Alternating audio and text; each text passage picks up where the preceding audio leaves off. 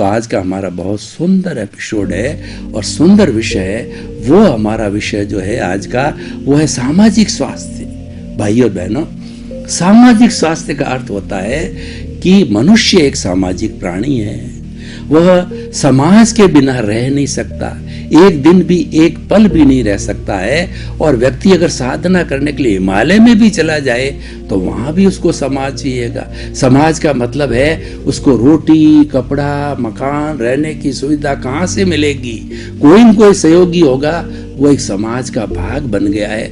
और मनुष्य का नहीं, पशुओं का भी समाज होता है। वो समझ कहलाता, केवल एक मात्रा का अंतर होता है, लेकिन वो इतने विकसित प्राणी नहीं होते हैं, तो उनका समाज कोई बहुत बड़ा कार्य नहीं कर सकता, कोई उपलब्धि हासिल नहीं कर सकता है। और पक्षियों का भी समाज होता है।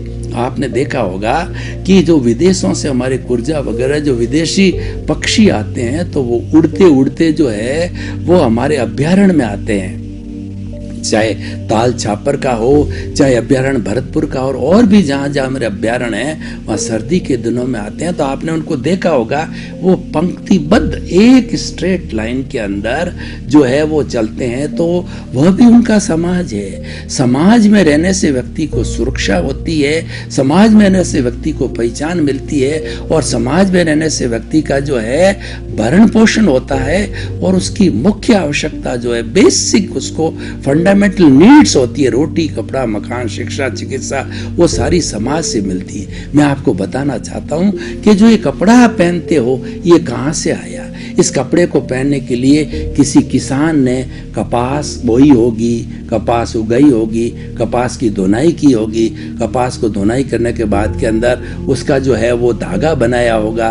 धागा बनाने के बाद किसी बुनकर ने रीड पीक तैयार की होगी, या फैक्ट्री में रीड पीक बनी होगी, और उसका फिनिश्ड क्लॉथ बना होगा। फिर वो डिस्ट्रीब्यूटर के पास गया, डिस्ट्रीब्यूटर रिटेलर के पास से हमने परचेज किया, और टेलर के पास से कपड़ा सिलाया। इतना बड़ा प्रोसेस है, हर चीज में प्रोसेस है। रोटी में भी यही कपड़ा, वही प्रोसेस है, और शिक्षा में भी यही प्रोसेस है, चिकित्सा में भी यही है, हर एक में यही प्रोसेस। वो हमको समाज से मिला। इसे समाज को इग्नोर नहीं किया जाता है, इग्नोर नहीं किया जा सकता। और मनुष्यों के समूह को समाज कहते हैं, और कई परिवारों से मिलकर के समाज बनता है। तो सामाजिक स्वास्थ्य का मतलब उस समूह का स्वास्थ्य। व्यक्तिगत स्वास्थ्य तो हमने अभी जो है सारी चर्चा की, जो हमारा फिजिकल हेल्थ है, मेंटल हेल्थ है, इमोशनल हेल्थ है और स्पिरिचुअल हेल्थ है, ये तो व्यक्तित्व की होती है, ये तो मनुष्य की होती है। और कई मनुष्य मिलकर के समूह बन के परिवार बनते हैं, बहुत से परिवार बन के समाज बनता है, और कई समाजों से मिलके प्रांत होता है, कई प्रांतों से मिलके राष्ट्र होता है, कई राष्ट्रों से मिलकर के, और ये विश्व होता है जो आज 210 कंट्रीज है, और वो एक साथ हम रहते हैं, वसुधैव कुटुंबकम की धारणा के साथ में रहते हैं। और आज विज्ञान ने उसको ग्लोबलाइजेशन, प्राइवेटाइजेशन और लिबरलाइजेशन के रूप में भी व्यक्त किया है। तो उन्होंने फिजिकल रूप से व्यक्त किया है, लेकिन हमारी धारणा वो उसी का ही रूप है। हमारा वसुधैव कुटुंबकम का ही रूप है कि हम आपस में जुड़ गए हैं। तो जुड़ गए हैं तो मैं भाईचारा, भातृत्व, एक दूसरे के प्रति जो है प्रेम की भावना, यानी सामाजिक, शॉर्ट में बात करूं तो सामाजिक स्वास्थ्य के साथ रहना चाहिए। सामाजिक स्वास्थ्य के सूत्र हम पता करते हैं।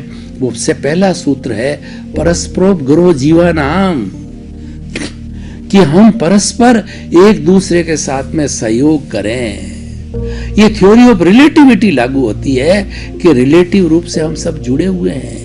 रिलेटिव रूप से ये सृष्टि जो है 84 लाख जीवाएं जिसमें जी रही है, वह भी एक समाज के रूप में जी हुई। पशुओं का अलग समाज है, पेड़ पौधों का अलग समाज है, और पौधों का अलग समाज है, मनुष्यों का अलग समाज है। तो हमें एक दूसरे का सहयोग करना चाहिए, सम्मान करना चाहिए, किसी को पीड़ा नहीं पहुंचानी चाहिए, किसी को कष्ट नहीं पहुंचाना चाहिए, और किसी के दोष नहीं देखने चाहिए, किसी के प्रति हमें अभिप्राय और ओपिनियन नहीं देनी चाहिए, किसी के प्रति, समाज के किसी भी प्राणी के प्रति जो है, बल्कि प्राणी मात्र के प्रति जो है हमें भाव नहीं बिगाड़ने चाहिए। तो भाइयों और बहनों, सामाजिक स्वास्थ्य के लिए परस्पर सहयोग की बात आती है। परस्पर सहयोग करने से ही हमारा जीवन संचालित होता है। दूसरा सूत्र है लिव एंड लेट लिव, यानी समूह के रूप में जियो। मैं भी जीऊं, मेरा पड़ोसी भी जिए, मैं भी सुखी रहूं, मेरा पड़ोसी भी सुखी रहे।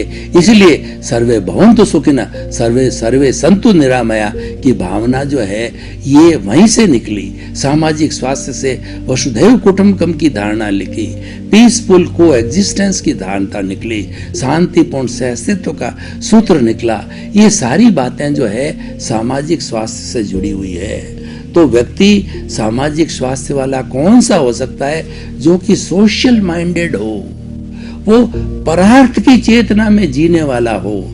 स्वार्थ की चेतना वाला होता है वो व्यक्तिगत अपना इंद्रिय सुख तक सीमित रहता है, अपने परिवार तक ही सीमित रहता है, और वह सोचता है कि मैंने पिया, मेरे बैल ने पिया, कुआ ढहे तो ढहे। वो सेल्फ सेंटर्ड रहता है, वो अपने इंद्रिय सुख तक ही रहता, मैं मेरे तक ही रहता है। मेरा घर, मेरा परिवार, मेरा धन, मेरा दौलत, मेरी पद, मेरी प्रतिष्ठा, मैं किसी का पिता, मैं किसी का पुत्र, मैं किसी का दादा, मैं किसी की दादी, मैं किसी की नानी, और जो है मैं किसी का पति, मैं बड़ा लेखक, इंजीनियर, सीए, चार्टर्ड अकाउंटेंट। इसी विचारधारा में अपना अपना सेल्फ सेंटर्ड में ही रहता है और इंद्रिय सुख तक कॉमन रहता है, अपने परिवार तक ही रहता है, वहीं तक एंजॉयमेंट करता है। लेकिन जिसको सामाजिक स्वास्थ्य प्राप्त करना चाहिए, क्योंकि समाज हमको पहचान देता है, तो हमारा समाज के प्रति ऋण है, वो ऋण हमें उतारना चाहिए।